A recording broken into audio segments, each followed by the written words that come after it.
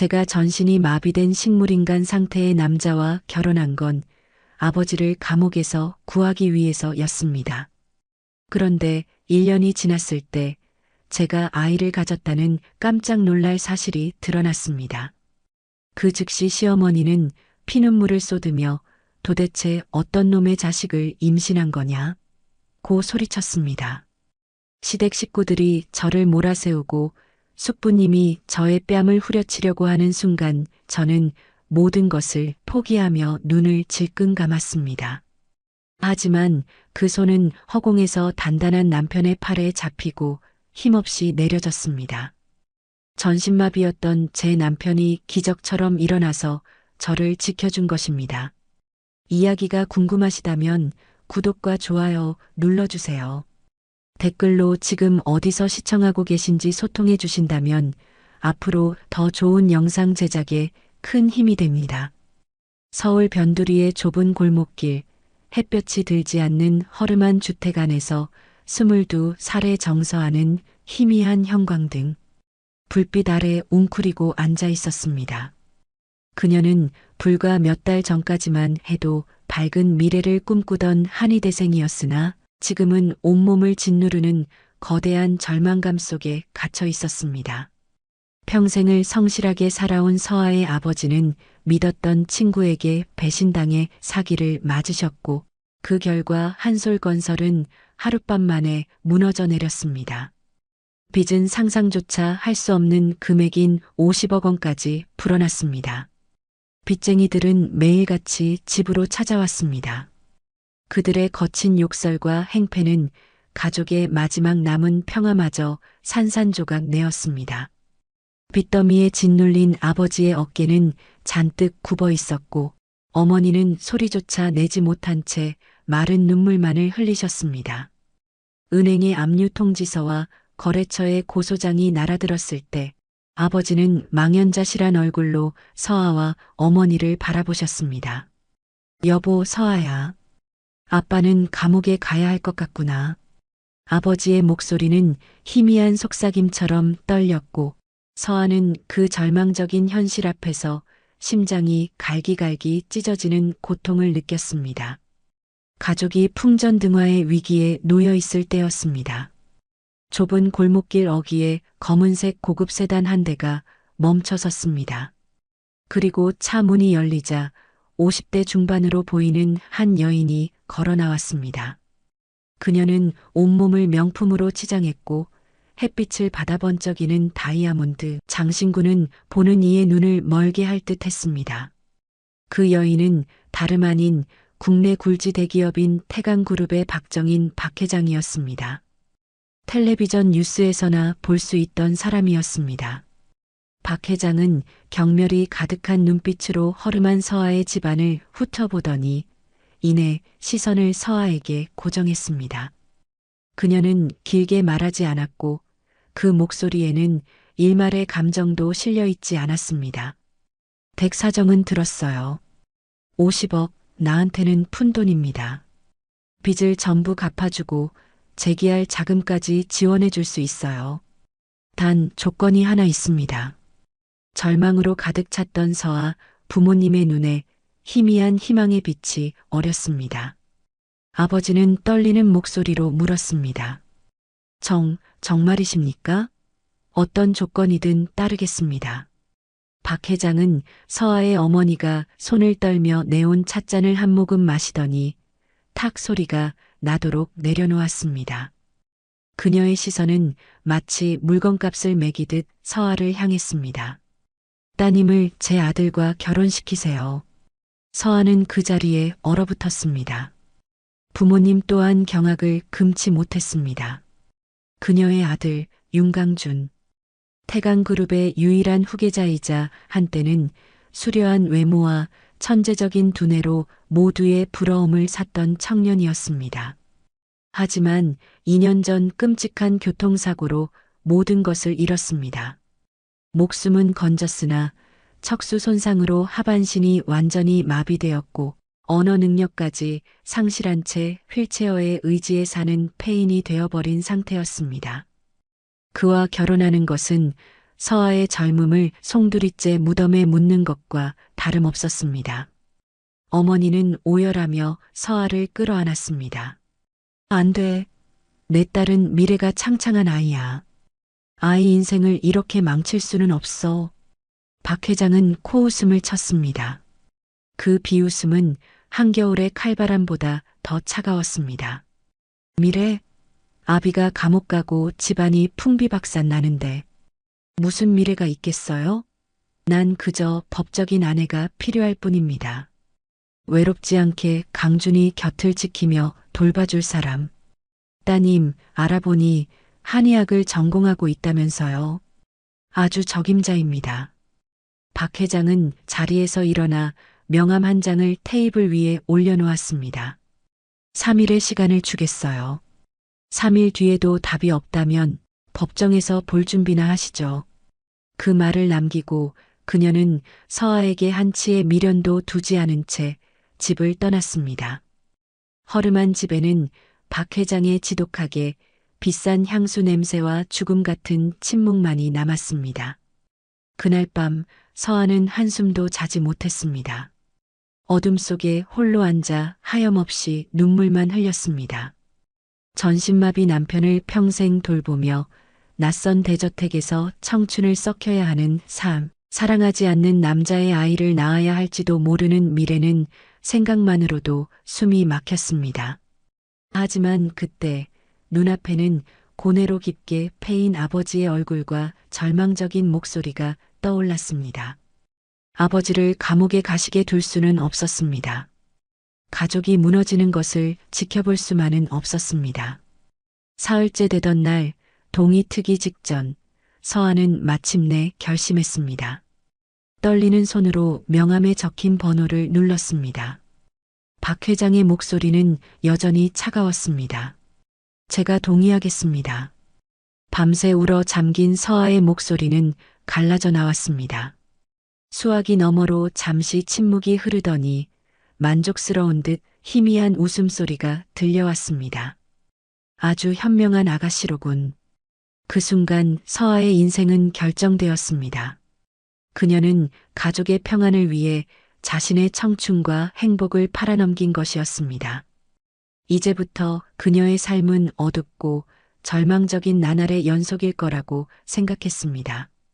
하지만 서아는 전혀 알지 못했습니다.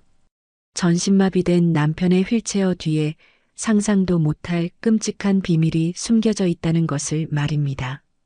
이 거대한 비밀은 서아와 강준, 그리고 가족 모두의 운명을 송두리째 바꿔놓을 것이었습니다. 일주일 뒤 서아의 결혼식이 치러졌습니다. 서아의 결혼식은 축하의 말이나 향기로운 꽃 한 송이 없이 치러졌습니다. 그것은 순백의 웨딩드레스를 입고 사랑을 맹세하는 결혼이라기보다는 차갑고 신속하게 처리되는 혼인신고 절차에 불과했습니다. 서아는 어머니가 급하게 사다 주신 단정한 원피스를 입고 있었습니다. 부모님은 구청 한쪽 구석에 앉아 눈물을 삼키느라 눈가가 붉게 물들어 있었습니다. 반대편에는 박 회장이 다리를 꼰 채 무표정하게 앉아 있었고 그 옆 전동 휠체어에는 서아의 신랑 윤강준이 있었습니다. 값비싼 검은 정장은 오랫동안 햇빛을 보지 못한 듯 창백한 그의 피부를 더욱 두드러지게 만들었습니다. 그는 여전히 조각처럼 잘생겼으나 두 눈은 초점 없이 먼 허공만을 응시하고 있었습니다. 단 한마디의 말도 서아를 향한 시선도 없었습니다. 그는 마치 연극 무대에 세워진 아름다운 인형 같았습니다. 직원이 그들의 이름을 부르고 혼인신고서에 서명할 때 서아의 손은 사시나무처럼 심하게 떨렸습니다. 삐뚤게 남겨진 서아의 서명을 마지막으로 그녀의 자유로웠던 청춘은 공식적으로 끝을 고했습니다. 모든 절차가 끝나자마자 박 회장은 부모님께 작별 인사, 한마디 없이 경호원에게 강준 씨의 휠체어를 밀라고 손짓했습니다. 서아는 마지막으로 부모님을 돌아보며 억지로 미소를 지어 보였고 부모님께서는 눈물을 글썽이며 안심하라는 듯 고개를 끄덕이셨습니다. 서아는 조용히 그들을 따라 나섰습니다. 검은색 고급 세단은 그들을 태강그룹 가문의 대저택으로 데려갔습니다. 정교하게 조각된 거대한 철문이 열렸다가 서아의 등 뒤에서 쾅 하고 닫혔습니다. 그 소리는 마치 서아가 영원히 갇히게 될 감옥문이 닫히는 소리처럼 들렸습니다. 저택은 성처럼 웅장하고 화려했지만 뼛속까지 스며드는 듯한 차갑고 음산한 기운이 흘렀습니다. 웃음소리 하나 없이 대리석 바닥 위로 서아의 구두 소리와 강준 씨의 휠체어 바퀴 소리만이 건조하게 울려 퍼졌습니다. 박 회장은 서아를 2층 복도 끝에 있는 거대한 방으로 안내했습니다. 방은 호화롭게 꾸며져 있었으나 모든 것이 생명의 온기라고는 찾아볼 수 없을 만큼 차갑게 정돈되어 있었습니다. 여기가 너희 부부의 방이다. 박 회장의 목소리는 얼음장 같았습니다. 오늘부터 내 임무는 강준이를 돌보는 거야. 식사, 약, 대소변 처리까지 전부 내 손으로 해야 한다. 매일 아침 정확히 7시에 일으켜서 몸을 닦고 옷을 갈아입혀. 점심은 12시, 저녁은 7시, 잠은 9시에 재워. 이 스케줄은 1분도 어긋나서는 안 돼. 알겠니? 서아는 고개를 숙이고 힘없이 대답했습니다. 네, 알겠습니다. 박 회장은 서아를 잠시 훑어보더니 경고하듯 덧붙였습니다. 내 할 일은 이 방 안에서 내 남편 잘 돌보는 거야. 내 허락 없이는 이 저택 밖으로 한 발짝도 나갈 생각 말아라. 네 맘대로 친구를 만나거나 친정에 갈 생각은 꿈도 꾸지 마. 너는 이제 태강 가문의 며느리다.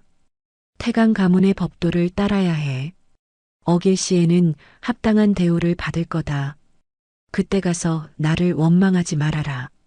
그녀는 서아에게 더 질문할 기회조차 주지 않고 돌아서 나가버렸습니다. 방문이 닫히고 서아는 휠체어에 앉은 강준 씨와 단둘이 남겨졌습니다.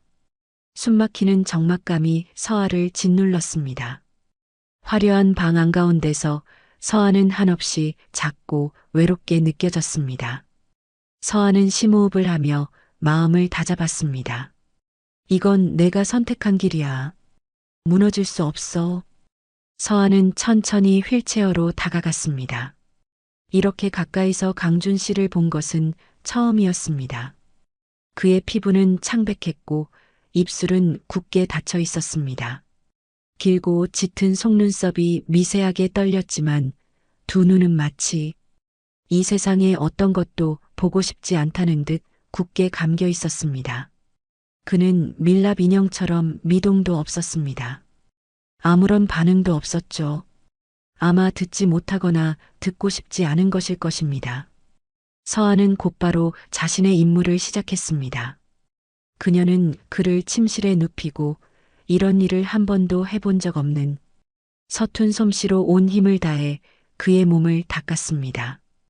그의 몸은 생명력 하나 없이 축 늘어져 있었습니다. 그래도 키가 커서 몸 전체를 닦아주고 나니 서아는 거의 탈진 상태가 되었습니다. 등은 땀으로 흠뻑 젖은 서아는 의자에 주저앉아 침대에 누워있는 남편을 바라보았습니다. 그는 서아의 남편이었지만 그들 사이에는 다른 두세 개만큼이나 아득한 거리가 존재했습니다. 그는 자기 몸이라는 감옥에 갇힌 왕자였고 서아는 아버지를 구하기 위해 스스로를 판 공주였습니다. 한참을 그렇게 앉아 있는데 어느새 해가 지고 가사 도우미가 저녁 식사를 가져왔습니다. 식사는 1인분이었습니다. 이제부터 이 방에서 혼자 밥을 먹어야 한다는 의미였습니다. 서아는 엄마가 해주신 밥이 먹고 싶었지만 너무 허기진 나머지 말없이 밥을 다 먹었습니다. 대저택에서의 첫날 밤은 그렇게 지나갔습니다. 서아는 침대에 누워 아득히 높은 천장을 바라보았습니다. 눈물이 소리 없이 뺨을 타고 흘렀습니다. 부모님이 보고 싶었고 작지만 따뜻했던 우리 집이 그리웠습니다. 자신의 선택이 옳은 것이었는지 그른 것이었는지 알 수 없었습니다. 그저 앞으로 가야 할 길이 멀고 험난하다는 것만 알 수 있었습니다. 피곤함에 지쳐 잠이 들려던 순간 문득 남편 침대 쪽에서 아주 작은 삐걱하는 소리가 들리는 것 같았습니다. 서아는 숨을 죽이고 귀를 기울였습니다. 아무 소리도 들리지 않았습니다. 잘못 들었나 봐. 서아는 벽 쪽으로 돌아 누워 헛된 생각을 떨쳐내려 애썼습니다. 하지만 완전히 잠들기 직전 어둠 속에서 누군가 자신을 지켜보고 있는 듯한 강렬한 느낌이 들었습니다. 그것은 낮에 보았던 그 공허한 눈빛이 아니었습니다. 날카롭고 이성적이며 말할 수 없는 고통을 담고 있는 듯한 눈빛이었습니다. 하지만 서아가 깜짝 놀라 돌아봤을 때 그곳에는 깊은 정적과 칠흑 같은 어둠뿐이었습니다. 너무 피곤해서 헛것을 봤나 봐. 서아는 그렇게 중얼거리며 잠이 들었습니다. 이 집의 첫 번째 비밀이 이미 서아의 앞에서 서서히 모습을 드러내고 있다는 사실을 전혀 알지 못한 채 말입니다. 그 후로 서아의 나날은 긴장되면서도 지루한 일상의 반복이었습니다. 서아의 삶은 신혼방이라는 감옥에 갇힌 간호사와 다를 바 없었습니다. 매일 아침 7시 정각이면 서아는 강준의 침대 곁에서 몸을 닦이고 옷을 갈아입히고 근육 퇴화를 막기 위해 팔다리를 수동적으로 움직여주는 재활 운동을 시작해야 했습니다. 서아의 모든 행동은 박 회장의 끊임없는 감시 아래 있었습니다. 박 회장은 노크도 없이 불쑥 문을 열고 들어와 마치 사소한 실수라도 찾아내려는 듯 날카로운 눈으로 서아를 훑어보곤 했습니다. 몸 닦일 땐 미지근한 물을 써야 한다는 것도 모르니? 너무 뜨거우면 화상을 입고 차가우면 감기에 걸려. 한의학을 배운다면서 이런 기본도 몰라? 이런 비난과 질책은 서아의 일상이 되었습니다. 서아는 그저 고개를 숙이고 묵묵히 자신의 일을 할 뿐이었습니다. 반항할 자격이 서아에게는 없었습니다. 이 거래를 받아들인 것도 자신의 자유를 판 것도 서아 자신이었기 때문입니다. 이제 서아는 모든 쓰라림을 속으로 삼킬 수밖에 없었습니다. 식사는 언제나 넓은 방에서 침묵하는 남편 곁에서 혼자 해야 했습니다. 외로움과 굴욕감이 매일 서아의 영혼을 갉아먹었습니다. 김치 쪼가리 몇 조각뿐이라도 가족이 모여 웃으며 먹던 작지만 따뜻했던 저녁 식사가 그리웠습니다. 이곳에서는 사내 진미가 차려져도 목구멍으로 넘어가는 것은 쓰디쓴 모래알 같았습니다. 이 집에는 박 회장 외에도 서아를 늘 불안하게 만드는 사람이 한 명 더 있었습니다. 강준의 작은 아버지이자 서아에게는 시숙이 되는 윤영호 상무였습니다. 40대 중반의 그는 항상 말끔하게 차려입고 입가에는 늘 친절한 미소를 띠고 있었습니다. 그는 불행한 조카를 끔찍이 아끼는 다정한 삼촌인 척했습니다. 그는 거의 매일같이 찾아와 조카의 상태를 살폈습니다. 서아 씨, 고생이 많구먼. 아직 젊은 나이에 이런 무거운 짐을 지다니. 필요한 거 있으면 언제든 숙부에게 말해요. 그는 늘 동정심 가득한 목소리로 서아에게 말했습니다. 하지만 이상하게도 서아는 이 남자에게 조금도 호감을 느낄 수 없었습니다. 그 미소와 다정한 말 뒤에는 항상 위선과 계산적인 속내가 숨겨져 있는 것 같았습니다. 그가 강준을 볼 때면 아주 교묘하게 감춰진 희열의 빛이 스쳐 지나가는 것을 서아는 느낄 수 있었습니다. 윤 상무는 방에 아주 오랫동안 머물며 강준 씨의 상태에 대해 이것저것 물었습니다. 반사신경, 호흡, 수면 상태, 심지어 대소변 문제까지 너무나도 상세하게 물어보아서 오히려 의심스러울 정도였습니다. 처음에는 그저 삼촌의 관심이라고 생각했습니다. 하지만 시간이 지날수록 그것이 마치 강준이 정말로 폐인 상태를 유지하고 있는지 확인하려는 감시처럼 느껴졌습니다. 어느 날 오후 서아가 방을 청소하고 있을 때 윤상무가 커다란 과일 바구니를 들고 들어왔습니다. 서아 씨 나왔어. 오늘 우리 강준이는 좀 어떤가? 네. 늘 똑같으세요. 서아는 하던 일을 멈추고 대답했습니다.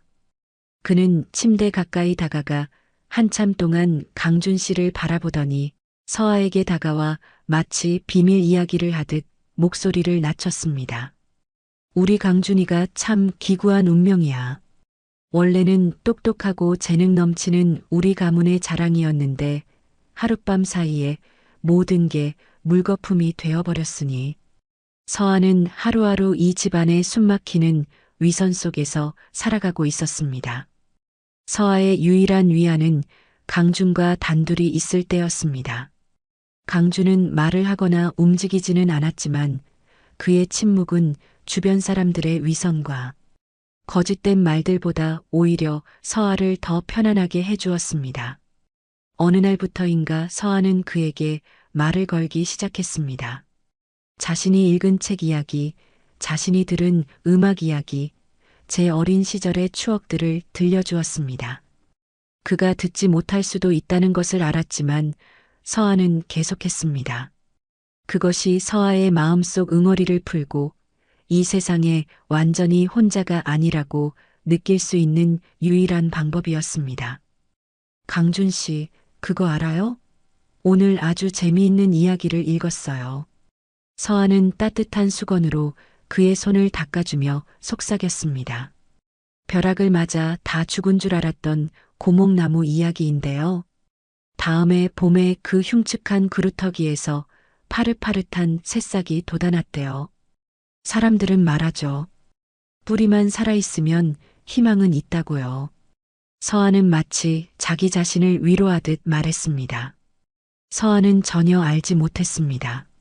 눈을 감고 누워있는 그 남자가 자신의 말을 전부 듣고 있었다는 것을, 그리고 감정 없는 듯 보였던 그의 가슴 속에서 희망의 씨앗 또한 조용히 싹트고 있었다는 것을 말입니다. 이 집은 거대한 연극 무대 같았습니다. 모두가 가면을 쓰고 연기하고 있었죠. 그리고 원치 않게 배우가 된 서아는 그 완벽한 가면들 위로 첫 번째 균열이 생겨나는 것을 서서히 느끼고 있었습니다. 시간이 눈 깜짝할 사이에 흘러 서아가 이 집에 온 지도 어느덧 3달이 다 되어 갔습니다. 서아는 강준을 돌보는 기계적인 일상과 박 회장의 질책, 그리고 윤영호 상무의 위선적인 방문에도 점차 익숙해졌습니다. 서아는 마치 불평하거나 피곤할 권리도 없이 매일 반복적인 업무를 수행하도록 프로그래밍된 로봇 같았습니다. 하지만 서아가 학교에서 배운 한의학 지식은 강준을 그저 기계적으로만 돌보도록 내버려 두지 않았습니다. 오랜 기간 마비 상태로 누워있는 환자에게 마사지와 지압, 관절 운동이 혈액순환을 유지하고 괴사를 막는 데 얼마나 중요한지 알고 있었기 때문입니다.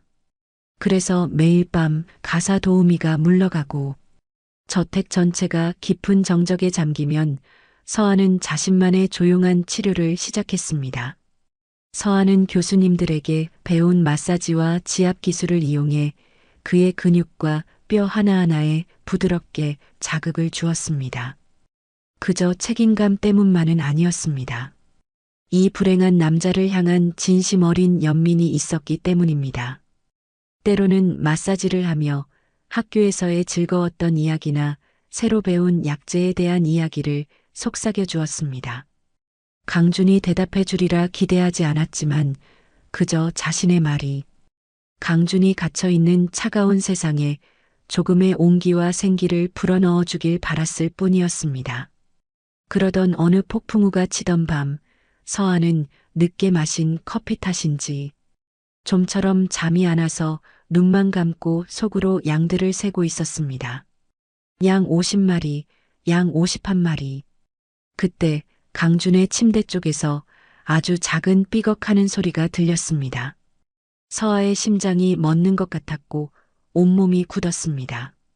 서아는 여전히 눈을 감고 있었지만 모든 감각은 활시위처럼 팽팽하게 당겨졌습니다. 숨을 죽이자 이불이 스치는 소리가 한 번 더 들리고 긴 침묵이 흘렀습니다. 공기 중에 미세한 움직임이 느껴졌습니다. 침대 위에 그 남자가 더 이상 가만히 누워있지 않다는 것을 서아는 알 수 있었습니다. 그가 움직이고 있었습니다. 서아는 아주 가느다랗게 실눈을 떴습니다. 복도에서 새어 들어오는 희미한 불빛 아래로 서아는 평생 잊을 수 없는 광경을 목격했습니다. 의식도 없고 하반신도 완전히 마비된 줄 알았던 강준이 믿을 수 없을 만큼 고통스럽게 침대 난간을 붙잡고 몸을 일으켜 앉으려 하고 있었습니다. 그의 상체 전체가 부들부들 떨렸고 팔 근육은 파랗게 핏줄이 설 정도로 단단하게 굳어 있었습니다. 땀이 이마를 적셔 관자놀이로 흘러내렸지만 그는 어떤 소리도 내지 않고 이를 악물었습니다. 서아는 비명을 지를 뻔했지만 황급히 손으로 자신의 입을 틀어막았습니다. 이게 무슨 일이지? 꿈인가? 현실인가? 그가 앉아 있었습니다. 하지만 서아의 경악은 거기서 끝나지 않았습니다. 간신히 앉은 그는 잠시 숨을 고르더니 다시 자기 몸과의 처절한 사투를 시작했습니다. 그는 두 팔로 몸을 지탱하며 천천히 침대 가장자리로 몸을 옮겼습니다. 그리고 두 발을 차가운 바닥에 내려놓았습니다. 낮에는 힘없이 축 늘어져 있던 그의 두 다리가 분명했습니다. 다리는 심하게 떨리고 있었지만 그것은 엄청난 무게를 감당하느라 안간힘을 쓰는 떨림이었습니다. 그는 침대를 단단히 붙잡고 쓸모없어 보였던 두 다리에 온 힘을 집중했습니다.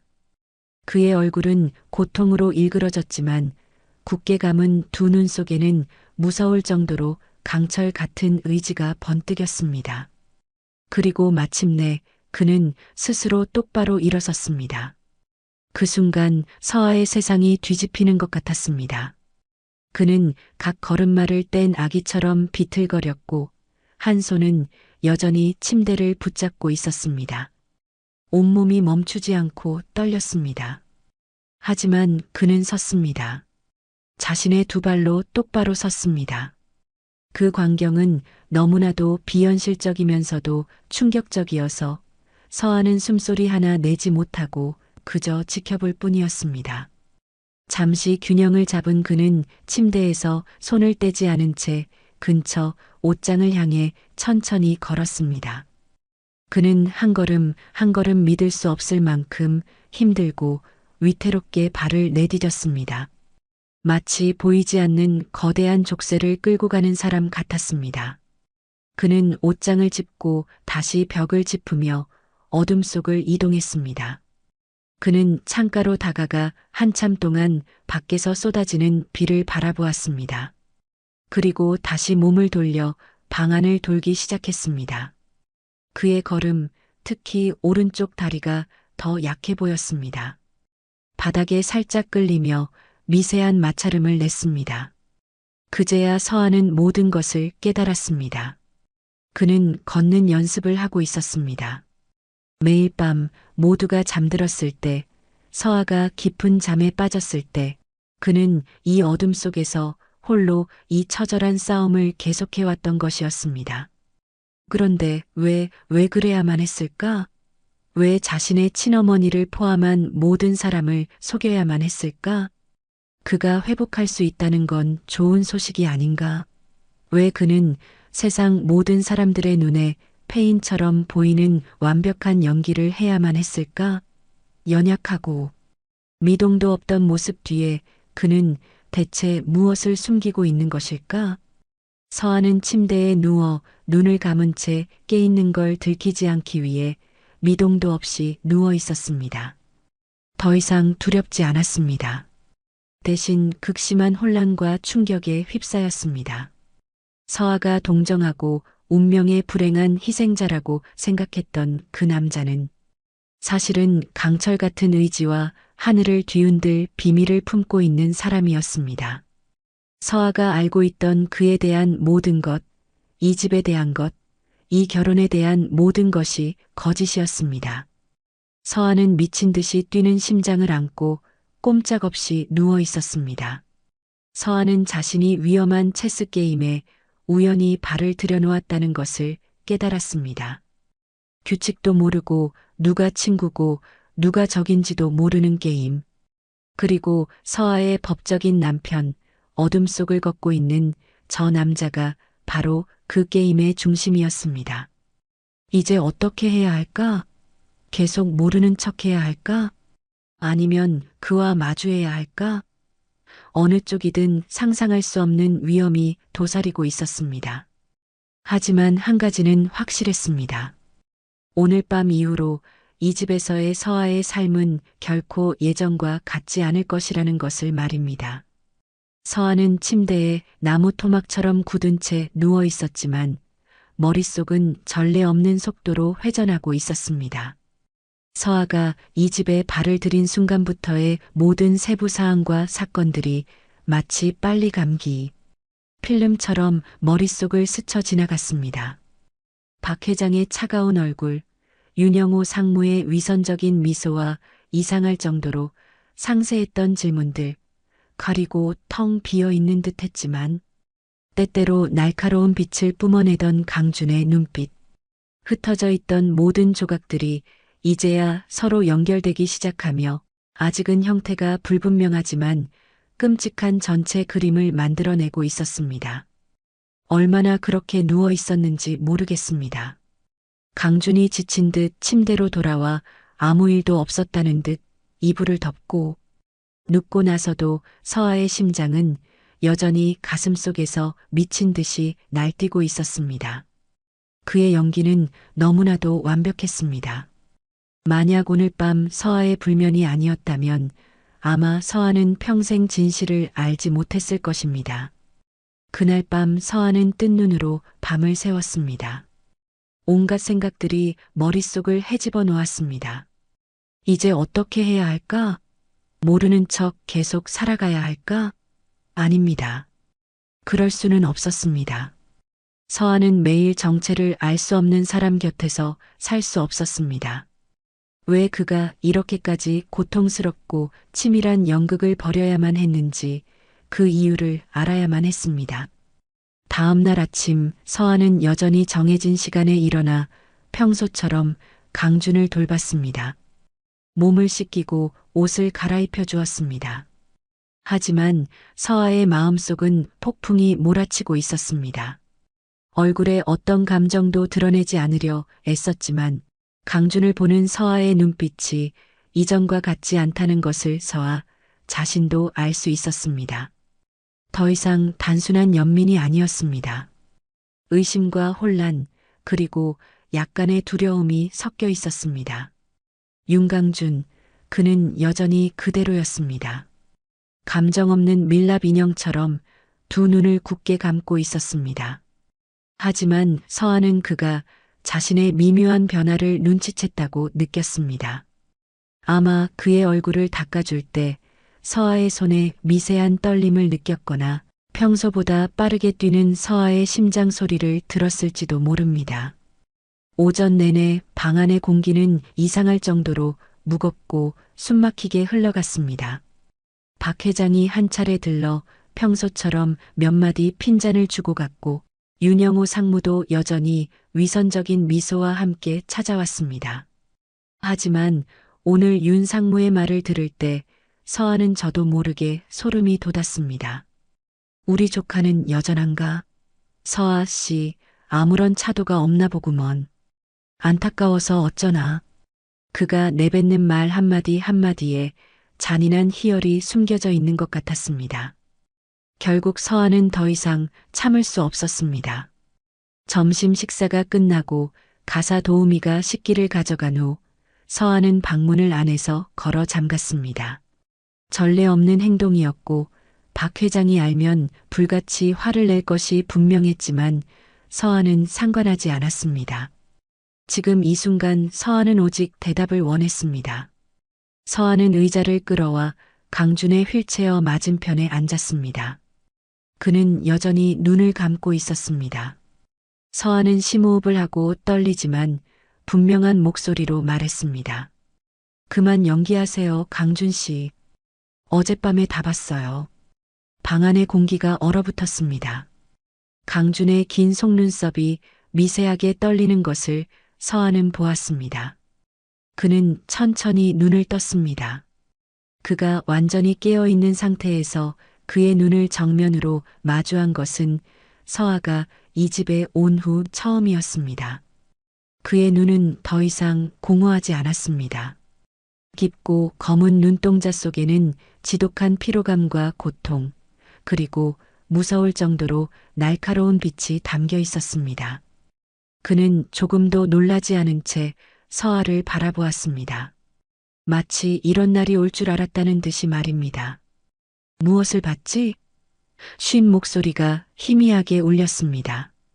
오랫동안 사용하지 않아 약간 어색했지만 여전히 낮고 분명한 목소리였습니다. 그의 목소리를 듣자 서한은 충격과 동시에 약간의 안도감을 느꼈습니다. 마침내 그가 인정하려나 봅니다. 당신이 일어서는 걸 봤어요. 방 안을 걸어 다니는 것도요. 서한은 한결 차분해진 목소리로 말했습니다. 왜 깨어난 것을 숨기는 거죠? 모든 사람을 속이면서까지 대체 뭘 하려는 거죠? 강주는 한참 동안 말이 없었습니다. 그는 창밖을 바라보았습니다. 그의 눈빛은 아득했고 끝없는 슬픔이 어려 있었습니다. 마침내 그는 서아를 돌아보며 씁쓸한 미소를 지었습니다. 만약 내가 그렇게 하지 않았다면 아마 지금 당신과 이렇게 마주 앉아 이야기할 수도 없었을 겁니다. 서아 씨. 그는 서아의 이름을 자연스럽고 익숙하게 불렀습니다. 그게 무슨 뜻이죠? 서아는 미간을 찌푸렸습니다.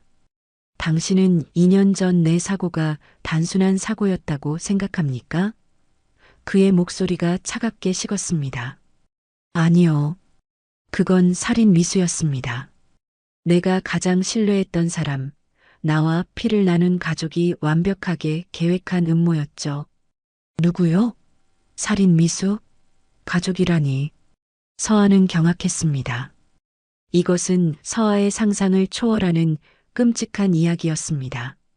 그는 2년 전 출장길에 올랐을 때 고갯길을 내려가던 차의 브레이크가 갑자기 파열되어 절벽 아래로 추락했다고 말했습니다. 그는 기적적으로 살아남았지만 척추에 심각한 부상을 입었습니다. 하지만 육체의 상처보다 그를 더 고통스럽게 했던 것은 중환자실에 누워 있을 때 우연히 엿들은 전화 통화였습니다. 주모자가 부하에게 전화를 걸어 왜 일을 제대로 처리하지 못했는지, 왜 자신을 살려두었는지 질책하고 있었습니다. 그리고 그 목소리는 강준이 결코 잊을 수 없는 목소리였습니다. 누구였죠? 서아가 떨리는 목소리로 물었습니다. 강준 씨는 고통스러운 표정으로 눈을 감았습니다. 내 작은 아버지, 윤영호 상무였습니다. 서아는 입을 다물지 못했습니다. 윤상무. 항상 조카를 아끼고 걱정하는 척했던 그 남자였습니다. 그는 태강그룹을 통째로 삼키고 싶었던 겁니다. 강준 씨가 분노에 찬 목소리로 말을 이었습니다. 아버지는 일찍 돌아가셨고 어머니는 홀로 회사를 힘겹게 이끌며 모든 희망을 내게 걸고 계셨죠. 그는 나만 제거하면 어머니를 조종하고 이 모든 것을 손에 넣는 것이 쉬워질 거라고 생각했던 겁니다. 그 사고, 그가 사람을 시켜 내 차에 브레이크를 고장내서 난 것이었죠. 서아는 그 자리에 얼어붙었습니다. 너무나도 잔인한 진실이었습니다. 의식을 차린 후 내가 진실을 알게 되었다는 것을 그가 알게 해서는 안 된다고 생각했습니다. 나 자신을 보호하고 그의 가면을 벗길 증거를 찾을 유일한 방법은 내가 더 약해지는 것뿐이었죠.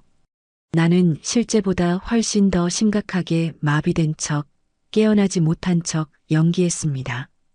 그가 방심하고 경계심을 풀게 만들고 싶었죠. 그리고 내 예상은 맞았습니다. 지난 2년 동안 그는 나를 보러 온 것이 아니라 내가 정말로 쓸모없는 페인이 되었는지 확인하러 왔던 겁니다. 이제야 모든 것이 이해가 갔습니다. 윤 상무의 모든 기이한 행동에는 목적이 있었던 것입니다. 제가 뭘 도와드리면 될까요? 서아도 모르게 말이 튀어나왔습니다. 연민 때문이었을지도 모릅니다. 그의 의지에 대한 경외심 때문이었을지도 모릅니다. 아니면 서아의 마음속 깊은 곳에서 이미 그를 낯선 사람으로 여기지 않게 되었기 때문일지도 모릅니다. 강주는 놀라움과 감동이 뒤섞인 눈빛으로 서아를 바라보았습니다. 그는 잠시 망설이다가 희망에 찬 목소리로 말했습니다. 당신 정말로 나를 돕고 싶습니까? 위험할 텐데. 서아는 그의 눈을 똑바로 바라보았습니다. 서아 안에 잠재되어 있던 용기가 솟아났습니다. 나는 이미 이 집에 들어왔고 당신의 아내가 되었어요. 이제 와서 벗어날 수도 없죠. 두려움 속에서 사느니 차라리 당신과 함께 맞서 싸우겠어요. 게다가 나는 아픈 사람을 보고 못 본 척하라고 의학을 배운 게 아니에요. 강주는 따뜻한 빛이 감도는 눈으로 서아를 바라보았습니다. 처음으로 그의 입가에 진짜 미소가 번졌습니다. 더 이상 씁쓸하지 않은 감사와 신뢰가 담긴 미소였습니다. 고마워요, 서아 씨. 만약 당신만 괜찮다면 부탁할 것이 하나 있어. 당신의 한의학 지식은 그 어떤 비싼 약보다도 내 회복을 앞당기는데 도움이 될 거예요. 서아는 한치의 망설임도 없이 고개를 끄덕였습니다. 네, 도와드릴게요. 그 순간 그들 사이에 새로운 계약이 맺어졌습니다. 그것은 동맹의 약속이었습니다. 그들은 진실을 밝히기 위해 침묵 속에서 함께 싸워나갈 것입니다. 그리고 서아는 알았습니다. 이 순간부터 이 집에서의 서아의 삶은 더 이상 무의미하지 않을 것이라는 것을 말입니다. 그날 이후 서아와 강준의 관계는 완전히 변했습니다. 낮 동안 사람들 앞에서는 여전히 기묘한 부부, 즉 감정 없는 마비 환자 남편을 돌보는 젊은 아내의 모습을 연기했습니다. 하지만 밤이 되어 방문이 잠기면 또 다른 세상이 열렸습니다. 그들의 신혼방은 비밀 물리 치료실이 되었고 서아는 남편의 개인 주치의가 되었습니다. 서아는 자신이 배운 모든 한의학 지식을 그에게 쏟아부었습니다. 척수 손상 후 운동 기능을 회복하기 위해서는 경혈과 경락을 자극하는 것이 얼마나 중요한지 알고 있었습니다. 그래서 매일 밤 서아는 소독된 침을 정성껏 준비했습니다.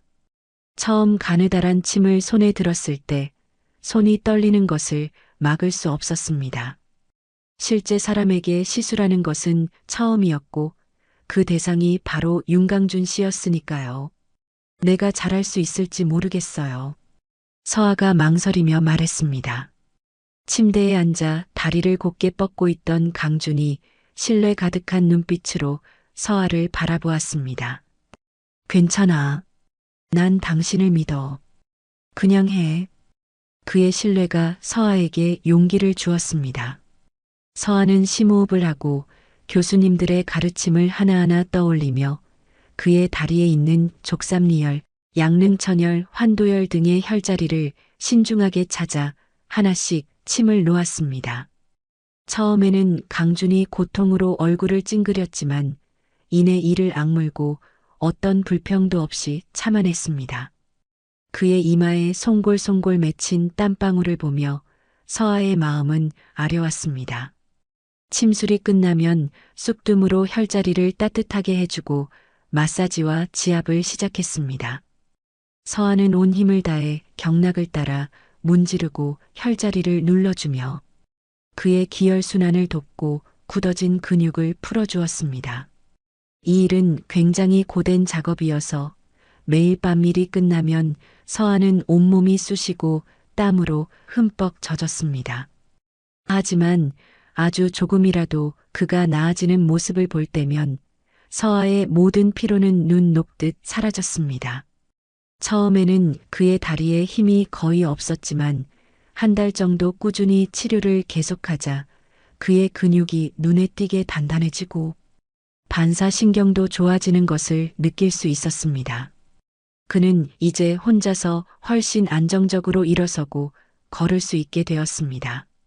그 조용한 치료의 시간 동안 그들은 서로 더 많은 이야기를 나누기 시작했습니다. 강준 씨는 자신의 어린 시절 유일한 후계자로서 겪어야 했던 압박감, 그리고 사고로 잃어버린 꿈에 대해 이야기해 주었습니다. 차가운 겉모습 뒤에 그는 따뜻하고 깊은 마음을 기지고 있었습니다. 서아 또한 마음을 열고 자신의 가족, 이야기와 사람들을 치료하는 작은 한의원을 여는 것이 꿈이라는 소박한 이야기를 해주었습니다. 그들은 서로에게서 외로운 영혼의 동질감을 발견했습니다.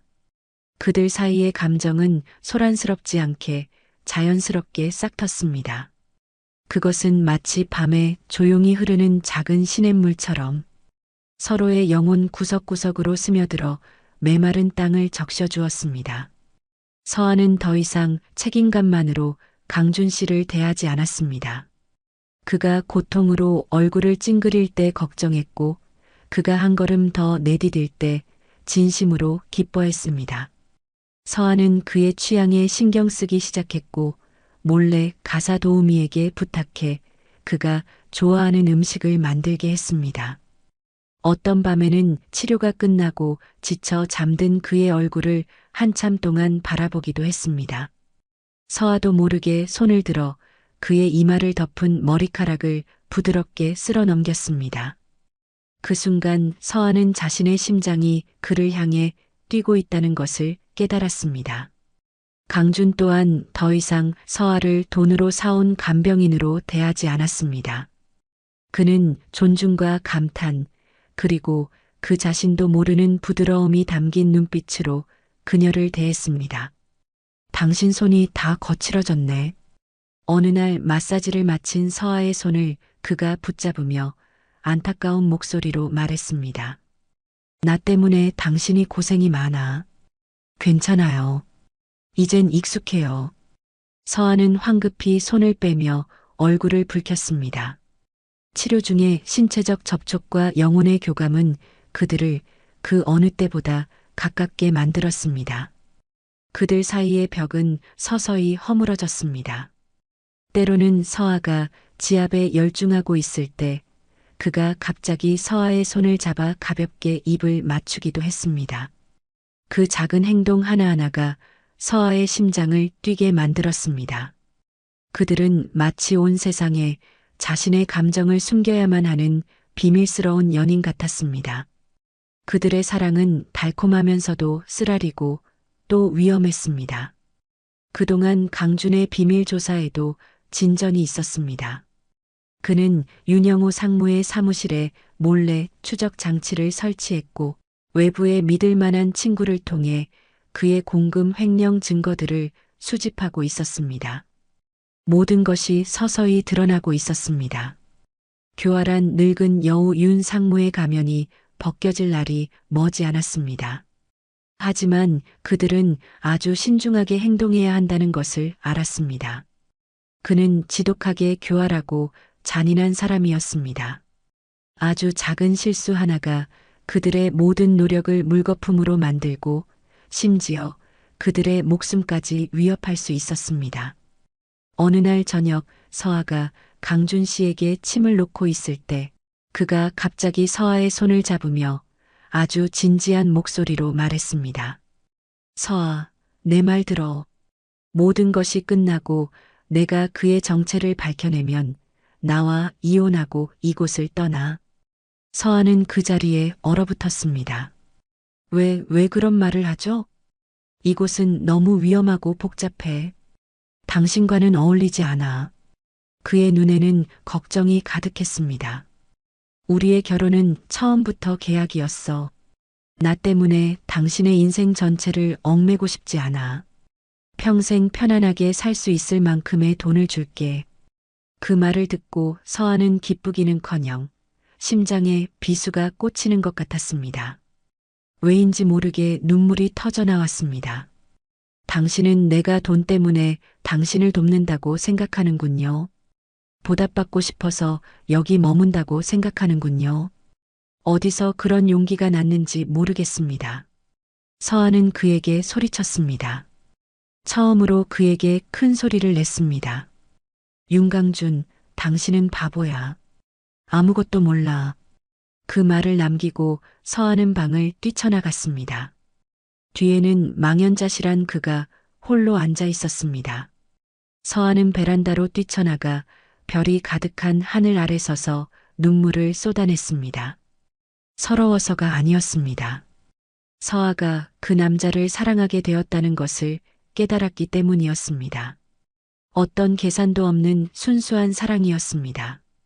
하지만 그는 그 사랑을 몰라주었고 서아를 밀어내려 하고 있었습니다. 그날 밤 이후 그들 사이의 공기는 극도로 어색해졌습니다. 여전히 같은 방에 있었지만 두 사람 모두 침묵했습니다.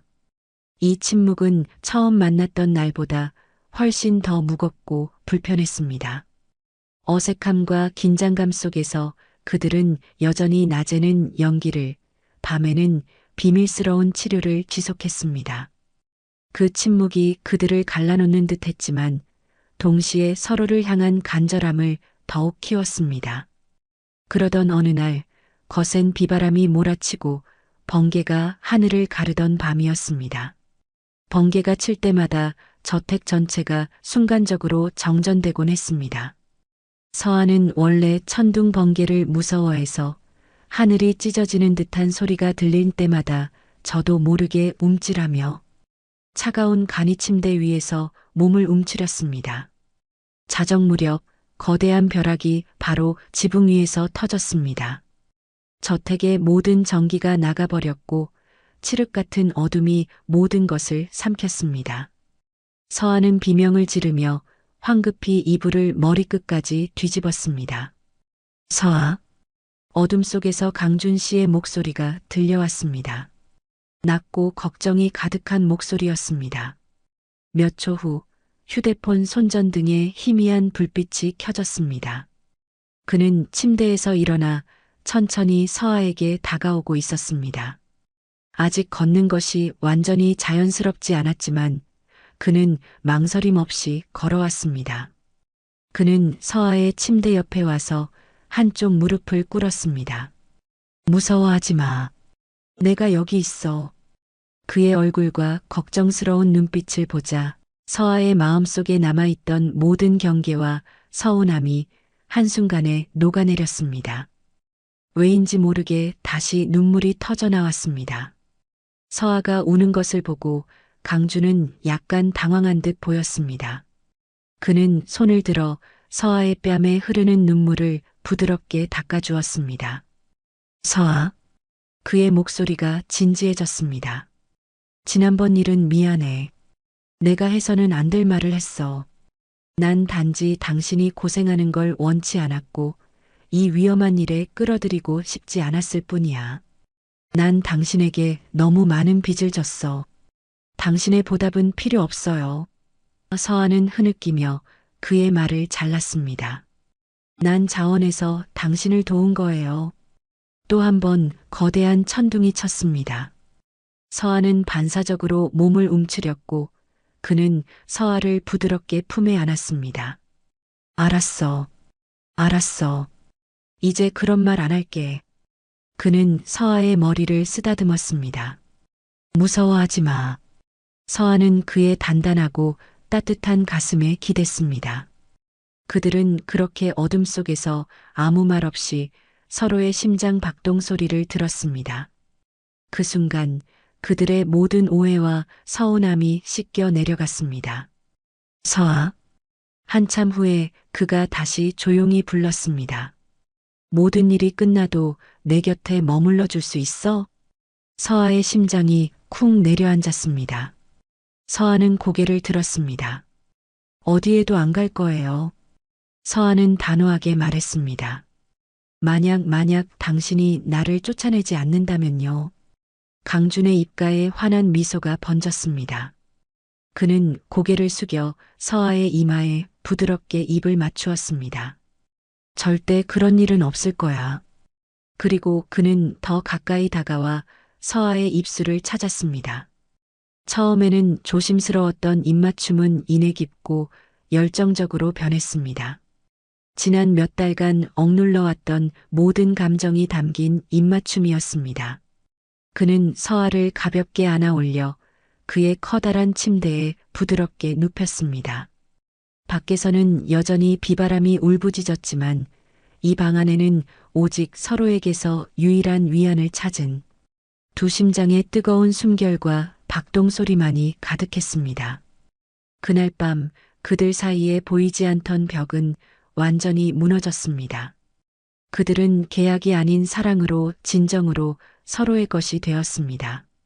운명적인 밤이 지나고 한 달 후 서아의 몸에 이상한 변화가 생기기 시작했습니다. 쉽게 피곤해지고 아침마다 헛구역질이 났습니다. 머릿속에 스친 한 가지 생각에 서아는 두려움과 희망을 동시에 느꼈습니다. 서아는 몰래 밖에 나가 임신 테스트기를 사왔습니다. 테스트기에 선명하게 나타난 두 줄을 보고 서아는 욕실에 주저앉아 한참을 움직이지 못했습니다. 손발이 떨려왔습니다. 서아가 임신했습니다. 강준의 아이를 가진 것이었습니다. 그날 밤 서아는 강준에게 이 사실을 알렸습니다. 그 또한 서아처럼 충격받은 듯 보였습니다. 그는 서아를 품에 안고 떨리는 커다란 손을 서아의 배 위에 올려놓았습니다. 우리에게 아이가 생겼다고? 그의 목소리가 감격에 젖어 떨렸습니다. 네. 서아는 고개를 끄덕였고 참았던 눈물이 터져 나왔습니다. 울지 마. 그는 서아의 눈물을 닦아주었습니다. 이건 하늘이 우리에게 주신 최고의 선물이야. 아무 걱정 마라. 내가 두 사람을 반드시 지켜줄게. 그의 단호한 눈빛에 서아의 마음도 굳건해졌습니다. 그들은 당분간 이 비밀을 지키기로 했습니다. 임신 사실을 안 후 서아는 행복과 불안이 뒤섞인 나날을 보냈습니다. 강주는 서아를 극진히 보살펴 주었습니다. 힘든 일은 아무것도 못하게 했고 매일 밤 꾸준히 재활 운동을 하면서도 훨씬 더 조심스러워졌습니다. 그는 몰래 친구에게 부탁해 임산부와 태아에 관한 책을 잔뜩 사와서는 밤마다 책을 소리내어 읽어주곤 했습니다. 작은 생명의 존재는 그들의 어두웠던 삶에 새로운 활기와 희망을 불어넣었습니다. 이 싸움을 빨리 끝내야 한다는 결심을 더욱 굳히게 만드는 원동력이 되었죠. 하지만 서아의 몸의 변화를 숨길 수는 없었습니다. 입덧이 심해지기 시작했습니다. 기름진 음식은 냄새만 맡아도 헛구역질이 났습니다. 체중이 불고 안색도 창백해졌습니다. 이런 변화는 박 회장의 날카로운 눈을 피하지 못했습니다. 처음에는 서아가 게으르다고 핀잔을 주었습니다. 꼴 좀 봐라. 환자 하나 돌보면서 저렇게 초췌해져서야. 서아는 묵묵히 참았지만 구토하는 횟수는 점점 늘어났습니다. 어느 날 아침 강준에게 죽을 떠먹여 주다가 도저히 참을 수 없어 화장실로 달려갔습니다. 서아가 나왔을 때 박 회장이 방 한가운데 서서 의심스러운 눈초리로 서아를 쳐다보고 있었습니다. 마침 윤영호 상무도 막 도착한 참이었습니다. 서아야, 안색이 안 좋아 보이네. 윤 상무는 여전히 가식적인 걱정을 늘어놓았습니다. 하지만 산전수전을 다 겪은 박 회장은 그렇게 쉽게 속아 넘어가지 않았습니다. 그녀의 시선이 서아의 머리부터 발끝까지 훑더니 아직은 평평한 서아의 아랫배에서 멈췄습니다. 그녀의 눈에 차갑고 날카로운 빛이 스쳤습니다. 그리고 운명의 그날이 오고야 말았습니다. 가사 도우미가 방을 청소하다가 서아가 서랍 속에 숨겨두었던 2줄짜리 임신 테스트기를 발견한 것입니다. 그녀는 즉시 그것을 박 회장에게 가져갔습니다. 그 순간 태강그룹 가문에 거대한 지진이 일어났습니다. 그 시간 서아는 방에서 강준에게 책을 읽어주고 있었습니다. 박 회장이 갑자기 문을 열고 쳐들어왔습니다. 뒤에는 윤상무와 다른 시댁 식구 몇 명이 따라 들어왔습니다.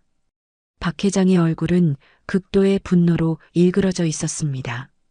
그녀는 다짜고짜 서아 앞으로 다가와 임신 테스트기를 테이블 위로 내던졌습니다. 이게 뭐냐? 설명해봐라. 그녀의 목소리는 귀를 찢을 듯 날카로웠습니다. 서아는 깜짝 놀라 얼굴이 하얗게 질렸습니다. 비밀이 탄로났다는 것을 직감했습니다. 서아는 강준을 쳐다보았습니다. 그는 여전히 휠체어에 앉아 무표정한 얼굴이었지만 휠체어 팔걸이를 잡은 그의 손은 핏줄이 설 정도로 굳게 움켜쥐어져 있었습니다. 서아가 침묵하자 박 회장은 더욱 날뛰었습니다. 그녀는 서아의 얼굴에 대고 손가락질을 했습니다. 내가 감히 임신을 해. 내 아들은 2년 동안 손가락 하나 까딱 못하고 누워있는데 대체 누구의 아이냐 말해. 그놈이 누구냐고. 그녀가 내뱉는 말 한마디 한마디가 거대한 망치처럼 서아의 머리를 내리쳤습니다. 그녀는 이미 서아에게 간통죄 가문의 명예를 더럽힌 죄를 선고한 것이었습니다. 윤상무가 분노로 비틀거리는 박 회장을 부축하며 나섰습니다. 형수님, 진정하세요.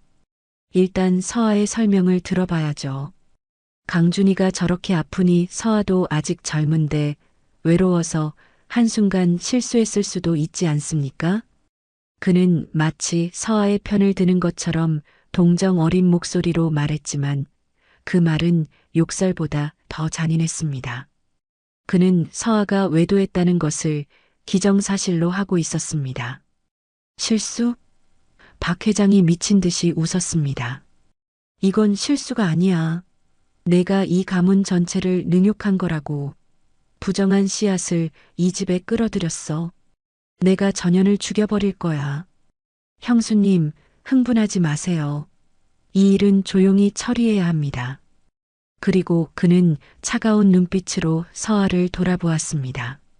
서아 씨, 솔직하게 말해. 이 아이 누구 아이야? 서아가 눈물을 글썽이며 떨리는 목소리로 말했습니다. 이 아이는 강준 씨 아이예요. 서아의 말이 끝나자마자 방 안은 순간 정적에 휩싸였다가 이내 폭소가 터져 나왔습니다. 강준이 아이라고? 윤상무가 가장 크게 웃었습니다. 서아 씨, 농담도 참. 강준이는 대소변도 남의 도움 없이는 못 가리는데 어떻게 아이를 가질 수 있겠어? 지금 우리 모두를 바보로 아는 건가? 서아는 절망 속에서 고개를 저었습니다. 아니에요. 정말이에요. 하지만 아무도 서아의 말을 믿어주지 않았습니다. 그들은 이미 서아를 죄인으로 단정 지은 후였습니다.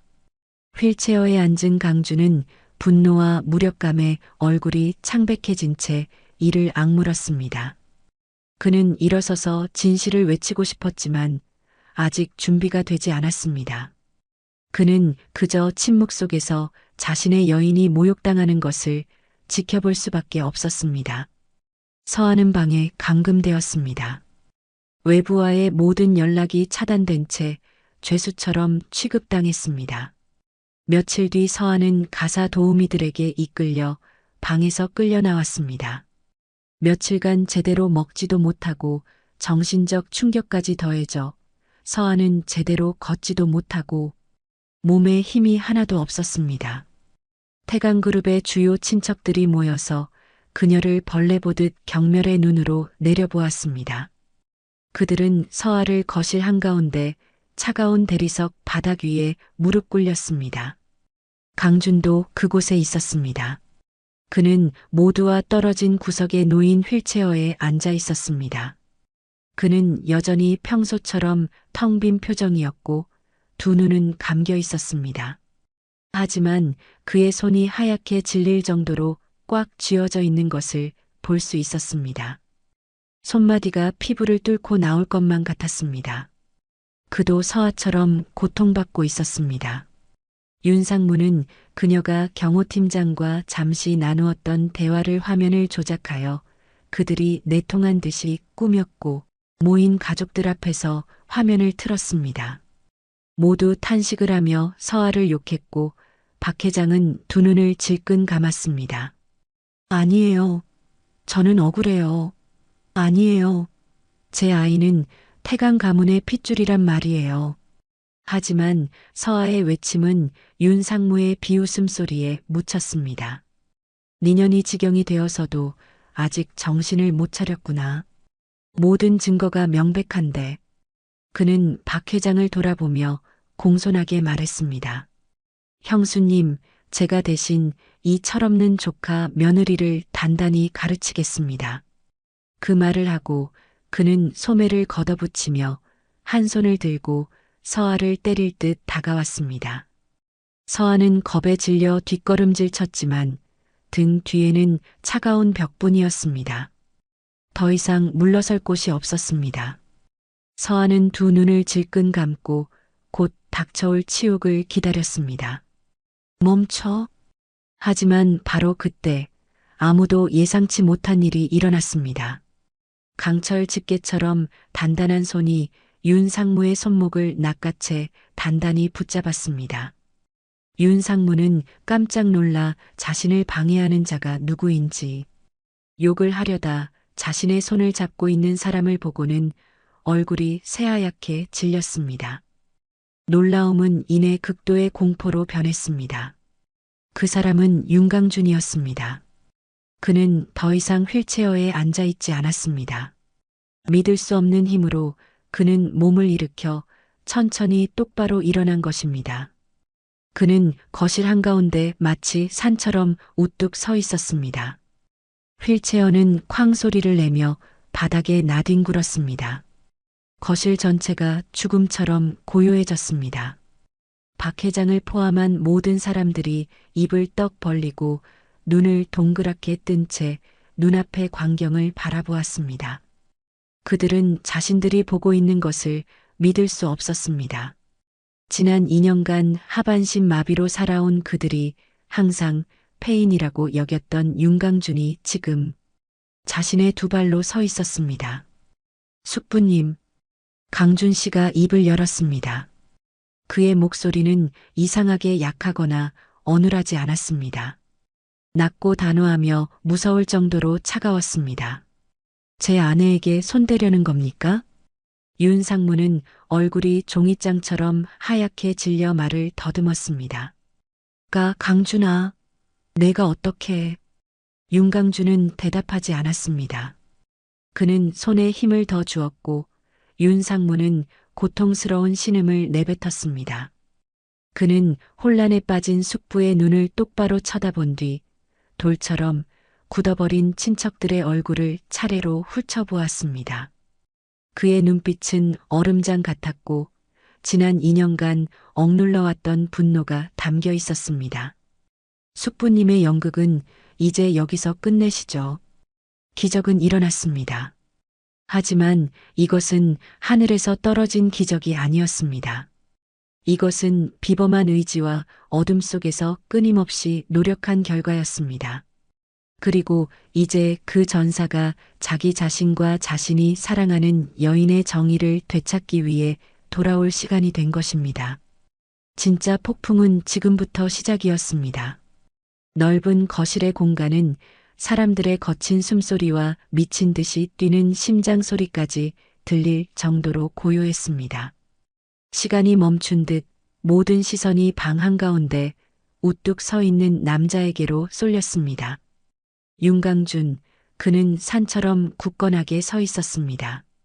화려한 샹들리에 조명이 그의 위로 쏟아져 대리석 바닥에 길게 그림자를 드리웠습니다. 박 회장이 가장 먼저 충격에서 벗어났습니다. 그녀는 비틀거리며 일어나 떨리는 입술로 말을 더듬었습니다. 강준아, 내가 일어선 거니? 세상에, 내가 헛것을 보는 게 아니지. 내 아들. 그녀는 울고 웃으며 그에게 달려가려 했지만 아들의 차가운 눈빛에 그 자리에 멈춰 섰습니다. 그 눈빛에는 재회의 기쁨이나 어머니의 걱정에 대한 감동이 없었습니다. 오직 짙은 실망감만이 담겨 있었습니다. 한편 윤강준에게 손목을 잡혔던 윤상무는 얼굴에서 핏기가 완전히 가신 채였습니다. 그는 손을 빼내려 안간힘을 썼지만 소용없었습니다. 윤강준의 손, 2년 동안 남몰래 단련해 온 그 손이 쇠집게처럼 그의 손목을 옥죄었습니다. 강준아, 너 언제부터 회복된 게냐? 정말 우리 가문의 복이다. 회복됐으면 말을 하지. 모두들 걱정했잖니? 그는 상황을 바꿔보려 조카의 회복에 기뻐하는 자상한 삼촌인 척 연기하려 했지만 이미 너무 늦었습니다. 윤강준은 그에게 대답하지 않았습니다. 그는 고개를 돌려 여전히 눈물을 흘리며 멍하니 자신을 바라보고 있는 서아를 보았습니다. 그의 얼음장 같던 눈빛이 순간 믿을 수 없을 만큼 부드럽고 따뜻하게 변했습니다. 그는 윤상무의 손을 놓아버렸고 윤상무는 바닥에 주저앉았습니다. 그리고 그는 천천히 서아에게 다가왔습니다. 그의 한 걸음 한 걸음은 아직 조금 부자연스러웠지만 흔들림 없이 단호했습니다. 그는 서아 앞에 와서 허리를 숙여 부드럽게 서아를 일으켜 세웠습니다. 그는 손을 들어 서아의 뺨을 타고 흐르는 눈물을 닦아주었습니다. 미안해, 서아. 당신 혼자 이런 일들을 겪게 해서 정말 미안해. 너무 고생 많았어. 그의 낮은 목소리에는 깊은 후회가 담겨 있었습니다. 서아는 아무 말도 하지 못하고 그저 고개를 저었습니다. 눈물은 더욱 쏟아졌습니다. 하지만 이제 이 눈물은 굴욕의 눈물이 아니었습니다. 벅차오르는 감동과 행복, 그리고 위로의 눈물이었습니다. 마침내 그가 서아를 위해 일어선 것입니다. 서아를 일으켜 세운 후 그는 서아를 자신의 등 뒤에 서게 하여 그들의 날카로운 시선으로부터 서아를 보호하는 견고한 벽이 되어 주었습니다. 그리고 그는 몸을 돌려온 가족과 마주 섰습니다. 이제 그는 더 이상 쓸모없는 폐인이 아니었습니다.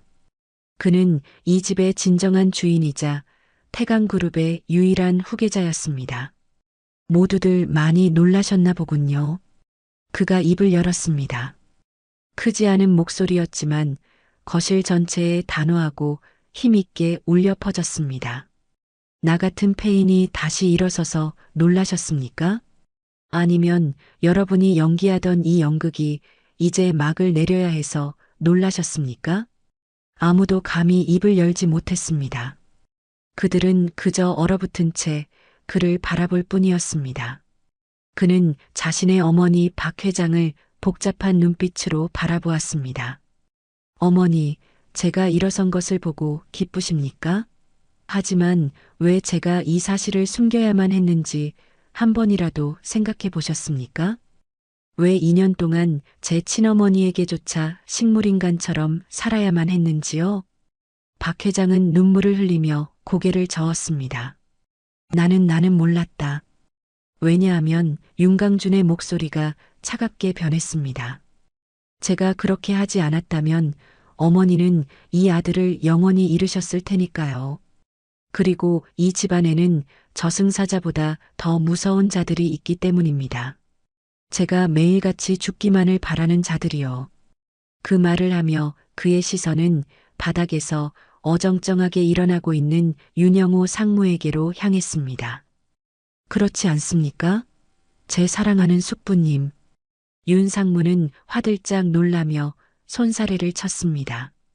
강준아, 무슨 말을 하는 거냐? 나는 늘 너를 걱정했는데. 걱정이요? 윤강준이 비웃었습니다. 저를 걱정하셨습니까? 아니면 제가 왜 아직 죽지 않았는지 걱정하셨습니까? 숙부님의 완벽한 계획에 차질이 생겨서 걱정하셨겠죠. 지금 무슨 헛소리를 하는 거냐? 윤 상무가 목소리에 두려움을 감추려는 듯 소리쳤습니다. 형수님, 강준이가 이제 막 회복해서 정신이 온전치 않은 것 같습니다. 박 회장은 충격에서 벗어나 무언가 잘못되었다는 것을 깨닫기 시작했습니다. 그녀는 시동생과 아들을 번갈아 보며 혼란스러운 표정을 지었습니다. 윤강준은 더 이상 그와 언쟁하지 않았습니다. 숙부님은 조금도 변하지 않으셨군요. 여전히 위선적이시고 여전히 연기를 잘하십니다. 하지만 숙부님, 모든 연극에는 끝이 있는 법입니다. 그리고 오늘 제가 바로 그 막을 내리겠습니다. 여기 있는 모든 사람들이 당신의 진짜 얼굴, 즉 가족의 탈을 쓴 악마의 얼굴을 똑똑히 볼 수 있도록 말입니다. 그는 어느새 방구석에 서 있던 충직한 최 비서에게 신호를 보냈습니다. 최 비서님, 모두에게 재미있는 것을 좀 보여주시죠. 비서는 고개를 끄덕이고 USB를 거실의 대형 텔레비전에 연결했습니다. 화면이 켜지고 파일 하나가 나타났습니다. 방 안의 긴장감은 극에 달했습니다. 모두가 숨을 죽이고 기다렸습니다. 곧 끔찍한 진실이 밝혀질 것이라는 예감이 들었습니다. 대형 텔레비전 화면에서 뿜어져 나오는 빛이 거실한 긴장된 얼굴들을 비쳤습니다. 모든 시선이 그곳에 집중되었습니다. 화면에 처음 나타난 것은 여러 개의 은행 계좌 내역서와 유령 계약서들이었습니다. 최 비서가 명료하게 설명하기 시작했습니다. 회장님, 그리고 여기 계신 모든 분들. 이것들은 지난 2년간 윤영호 상무께서 사고가 난 틈을 타 재무이사 등과 결탁하여 유령 프로젝트를 만들고 허위 계약을 체결하며 회사의 자금을 빼돌린 증거들입니다. 횡령액은 약 500억 원으로 추정됩니다. 거실에서는 경악의 탄성이 터져 나왔습니다. 500억 원. 상상도 할 수 없는 금액이었습니다. 박 회장은 의자를 붙잡고서야 겨우 서 있을 수 있었습니다. 형수님, 믿지 마세요. 모두 조작입니다. 윤 상무가 소리쳤습니다. 강준이 비웃었습니다. 조작이라고요? 서두르지 마시죠, 숙부님. 진짜는 지금부터니까요. 그가 최 비서에게 신호를 보냈습니다. 텔레비전 화면이 영상으로 바뀌었습니다. 윤 상무의 사무실에서 몰래 촬영된 영상이었습니다. 영상 속에서 그는 낯선 남자와 이야기하고 있었습니다. 윤 상무의 분노에 찬 목소리가 울려 퍼졌습니다. 내가 거액을 줬는데 고작 그놈 하나 영원히 사라지게 하는 간단한 일을 처리 못해? 아직 살아있다고? 상대 남자가 대답했습니다. 형님, 화 푸십시오. 저희도 그놈 목숨이 그렇게 질긴 줄 몰랐습니다. 그런 절벽에서 떨어지고도 살아남다니요. 하지만 걱정 마십시오. 의사 말로는 살아도 전신마비 폐인이 될 거라고 합니다. 평생 누워서 지내야 하니 죽은 거나 마찬가지 아닙니까? 윤 상무가 잔인하게 웃었습니다. 그래. 쓸모없는 놈으로 살게 놔둬. 죽는 것보다 더 고통스럽게. 그래야 내 속이 시원하지. 계속 감시해. 조금이라도 회복할 기미가 보이면 즉시 보고해. 고개도 못 들게 만들어버릴 테니. 영상 녹취가 끝나자 거실은 죽음 같은 침묵에 잠겼습니다. 비명보다 더 무서운 침묵이었습니다. 진실이 너무나도 명백해서 더 이상 부정할 수 없었습니다. 끔찍한 사고를 계획하고 자신의 친조카를 무참히 죽이려 했던 주모자가 바로 항상 인자한 척했던 윤영호 상무였던 것입니다. 박 회장은 바닥에 주저앉아 통곡했습니다. 비통하고 고통스러운 울음이었습니다. 불쌍한 아들과 자기 자신의 어리석음 때문에 울었습니다. 지난 2년간 그녀는 시동생을 맹목적으로 믿었고 그에게 권한을 주었으며 아들을 돌보게 했습니다. 결국 그녀는 고양이에게 생선을 맡긴 셈이었고 양의 탈을 쓴 늑대를 아들 곁에 두고도 전혀 눈치채지 못했던 것입니다. 너는 악마야. 그녀가 시동생을 손가락질하며 절규했습니다.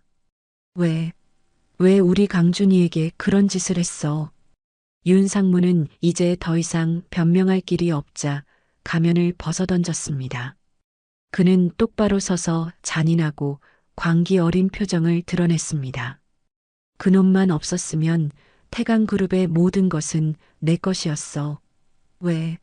형님은 모든 것을 누리고 나는 빌부터 사는 놈이 되어야 하지?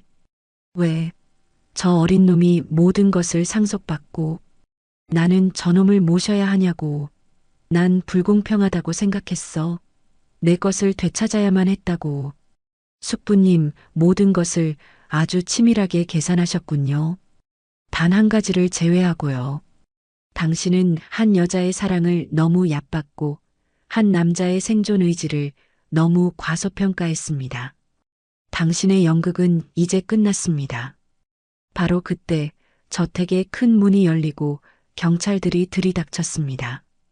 강주는 가족회의가 열리기 전에 이미 경찰에 신고해 두었던 것입니다. 그는 이 악한을 현장에서 모든 사람 앞에서 체포하고 싶었던 것입니다. 경찰을 본 윤상무는 얼굴이 새하얗게 질려 도망치려 했지만 이미 너무 늦었습니다. 2명의 경찰이 신속하게 그를 제압하고 수갑을 채웠습니다. 윤영호 씨, 당신을 살인 교사, 특정경제범죄가중처벌법상 사기 및 명예훼손 혐의로 체포합니다. 서로 가시죠. 그는 더 이상 저항하지 않고 붉게 충혈된 눈으로 강준을 증오에 차 바라보았습니다. 네 이놈 윤강준. 경찰이 그를 연행해 갔습니다. 태강그룹 가문 사람들은 사이렌을 울리며 떠나는 경찰차를 망연자실하게 바라보았습니다. 끔찍한 폭풍이 휩쓸고 간 자리에는 폐허와 잔해만이 남았습니다. 어머니, 강준 씨가 입을 열었습니다. 그의 목소리에는 더 이상 냉기가 아닌 슬픔과 피로감만이 남아 있었습니다. 그가 다가가 어머니를 부축하려 했지만 박 회장은 그의 손을 뿌리쳤습니다. 그녀는 고개를 들어 아들과 서아를 번갈아 보며 후회와 자책이 가득한 눈으로 말했습니다. 만지지 마. 나를 만지지 마. 그녀의 목소리는 갈라져 있었습니다.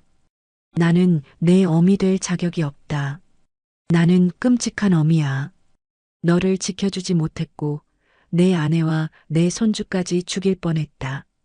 나는 죄인이다. 너에게 죄를 지었고 내 며느리에게 죄를 지었고 우리 태강 가문 전체에 죄를 지었다. 그 말을 하며 그녀는 어린아이처럼 서럽게 울기 시작했습니다. 그녀의 무너진 모습을 보니 서아의 마음도 아려왔습니다.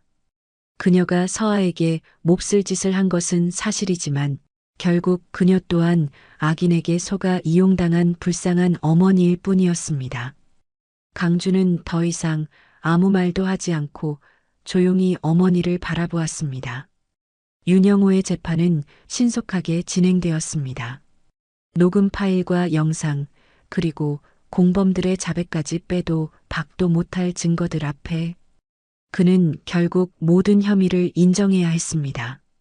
법원은 살인 교사, 특정 경제범죄 가중처벌, 사기, 명예훼손 등 그가 저지른 모든 범죄에 대해 엄중한 판결을 내렸습니다.